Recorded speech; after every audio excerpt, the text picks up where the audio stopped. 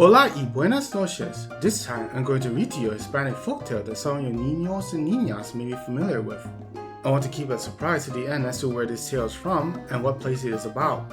For now, we shall dive into the story of El Hombre Fortunado. There was once a very talented craftsman who was hired to build a small church in a small village. The man was given a month to complete his task, and he assured the people of the village that he would do as he had promised and build them a beautiful church that would make them all very proud. The craftsman asked the people of the village to give him his wages before he began his work so that he might buy food and materials. The kind people of the village trusted the craftsman, and so they paid him his money and believed that he would do as he had promised.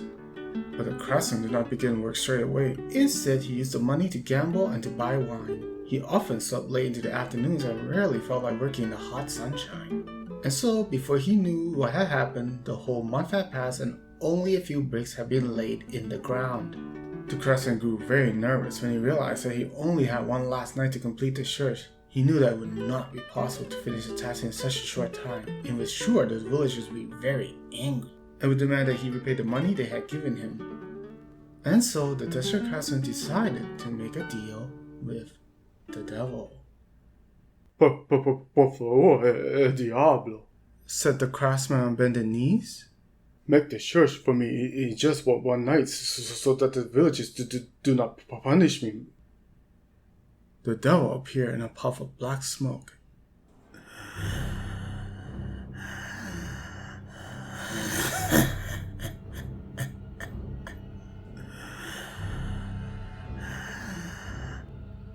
And said to the craftsman, I shall build this church for you in a single night.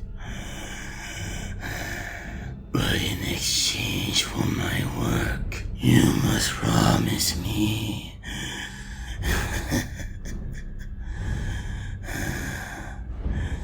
your soul. Promise my soul, said the reluctant craftsman.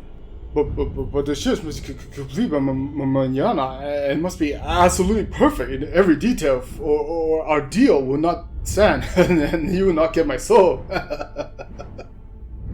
The devil agreed, and in no time at all he called his workers from the flames and set them to building their church.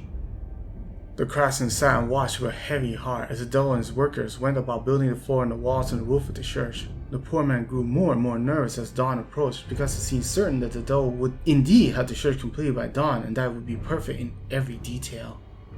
As the dark sky turned to a pale blue, the craftsman began to pray to God because he very much regretted promising his soul to the devil. Que lastima, I could have built the church myself, mused the poor man. I am talented, I am strong, and I can work hard. Why did I not begin the work when I promised I would? And now, I'm to lose my soul. The craftsman prayed and prayed that the devil might not complete the work, or that the church might not be perfect, so that the deal would be broken. But as the sun appeared on the distant horizon, the poor man was sure that his prayers had gone unanswered. Then the devil stepped out from the church and invited the craftsman to inspect his work. It is done.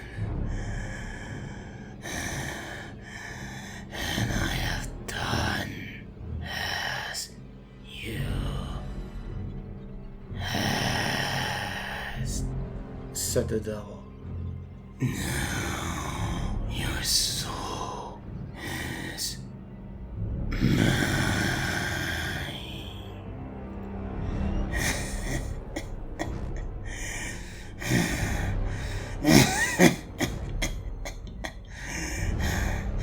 And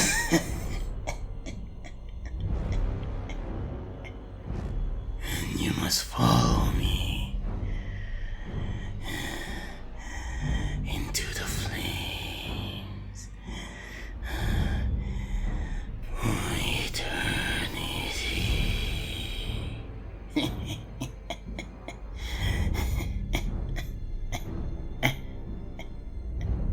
The poor craftsman looked all about the outside of the church but could see no mistakes whatsoever. Then he walked inside the church and desperately began inspecting the devil's work in the hope that he might find something wrong.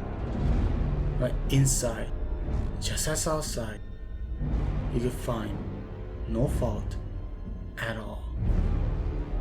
Just as it seemed that his fate was well and truly sealed, the craftsman noticed a tiny ray of sunlight creeping across the stone floor of the church. He followed the sunlight across the floor, and there, at the foot of the far wall, he found a single brick was missing. Hallelujah! Hallelujah! You missed a brick just here! You missed a brick just here! You missed a brick! Hallelujah! Exclaimed the craftsman. My prayers have been answered, for you have now completed the work in every detail, and so our deal no longer stands, and you will not get my soul. Hallelujah! Hallelujah!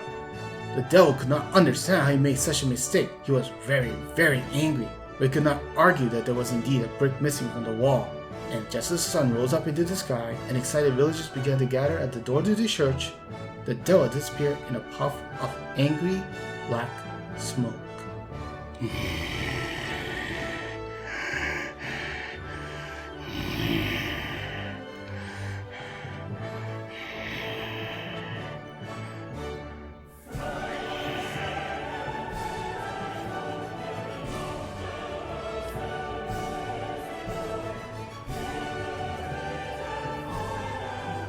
Before the craftsman went out to greet the villagers, he decided he would try to put the brick in the hole so that the church would be perfect in every detail. But when he placed the brick in the hole, the church began to rumble and rattle and shake. And so he removed the brick and decided this hole would remain there forever as a reminder of how close he had come to losing his soul. Madre de Dios, I shall never again make a promise I am not prepared to keep, thought the craftsman as he walked out of the church. I shall be committed to my word, and I shall always keep my word. The villagers were all delighted with their new church, and the priest too was very pleased when he saw the work. From that day forwards, the little church was always full of people, and the craftsman visited often in order to remind himself of his promise. And do you know that little church still stands today? And if you ever visit, you must walk to the far wall, and there you'll find a hole where a single brick is missing, and where every dawn a tiny ray of sunlight creeps across the floor and serves as a reminder to us all that we must always keep our promises and complete the task we say we will complete.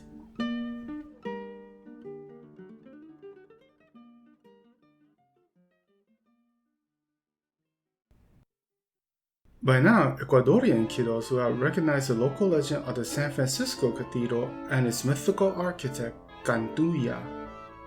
The story was adapted from the folktale explaining how the cathedral came to be missing a brick during its construction. There are several variations as to how the architect survived his ill-considered deal with El Diablo. In one version of the story, an angel would come to Cantuña's aid. In another, he would cleverly hide the stone. In yet another, he simply wrote down a phrase that whoever puts this last stone in place acknowledges the glory and greatness of God, which is, of course, an action that the devil is averse to. Some of the legends even alter the personage of Cantuña himself. In one variation, Cantuña was a diligent worker who was simply unable to finish his task on time. In another variation, he derives his ancestry from the great Incan general Rumiñahui. By whichever variation, the tale always ends the same. El Diablo foiled, Cantuña's eternal soul saved, the cathedral completed albeit missing a brick. And the moral and advice to avoid making promises one cannot keep, and more importantly, not to seek the aid or counsel of the wicked and dangerous. If you kiddos ever had the chance, go to Iglesia y Convento de San Francisco in Quito, Ecuador, and you can see for yourself if this is just a nice fairy tale with an important lesson. Or maybe there just might be a stone missing there.